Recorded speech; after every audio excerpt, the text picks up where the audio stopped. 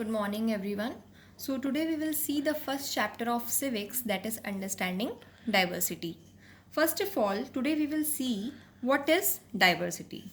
Diversity occurs in terms of religion, in terms of language, in terms of culture, in terms of regions.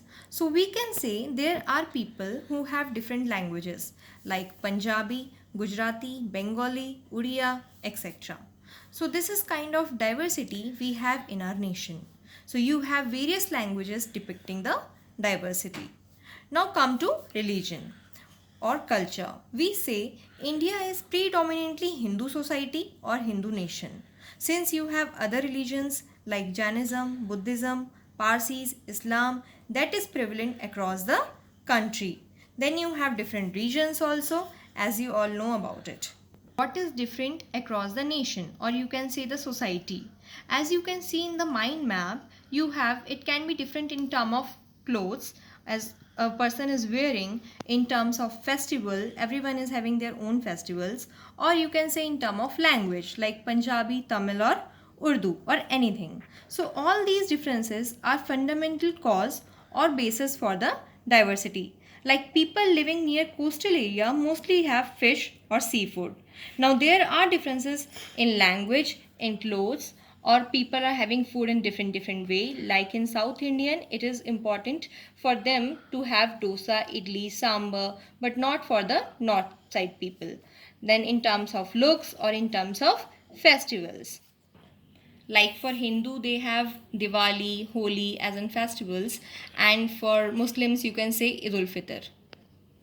Now, here we come to understand the concept of generations. So now, for example, if a father is doing a business of pottery, a son would inherit that and would learn only that skill, and that was considered sufficient.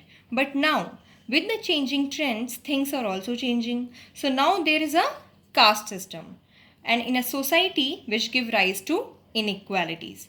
So there were reservations also for scheduled caste and scheduled tribes, we would see later. Go. Now, what a person writes. Suppose if I have given something to write, what will come in your mind? Because everyone's thought process is different. Like some will write childhood memories, others then account of king, life of forest, fights and friendships, values and education, fantasy, or you can say fiction. So these diversity in writing that evolved over a time because everyone having a different thought process.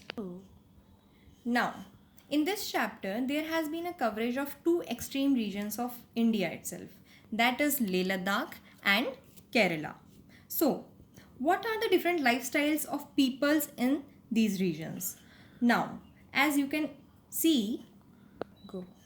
Now, Ladakh is a cold desert region. As you all knows that sheeps are commonly seen there. So you have pashmina wool that is prevalent, and you have many people who are engaged in the activity like wool making and woolen carpets. Meat and milk are important production over there.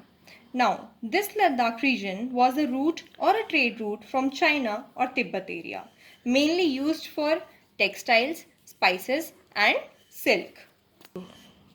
Influenced by Islam and Buddhism, and which is also rich in songs and poets. So this is all about the Ladakh region. Now come to the Kerala region that has been highly influenced by Arab travelers. So, which is surrounded by sea. Pepper, cardamom and cloves are the important spices. Jews and Arabs came first here. Spread of Christianity was the famous thing. Ibn Battuta wrote about life of Muslims. Vasco da Gama came from Portugal. Fishing is the most important occupation, and rice and fish is the main source of food in Kerala. Then you have different regions also.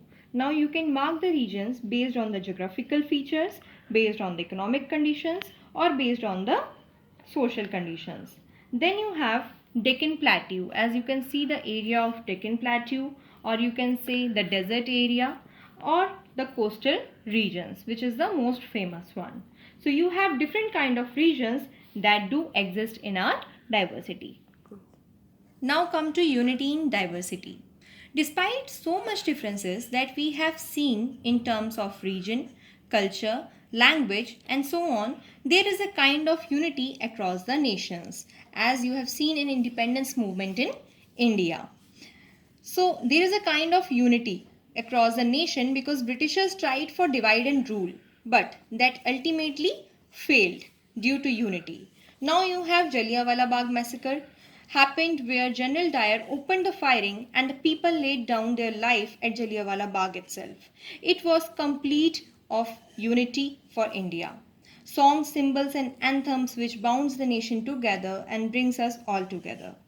Unity in diversity phrase was first given by Pandit Jawaharlal Nehru, and for him unity is from within, tolerance and compassion.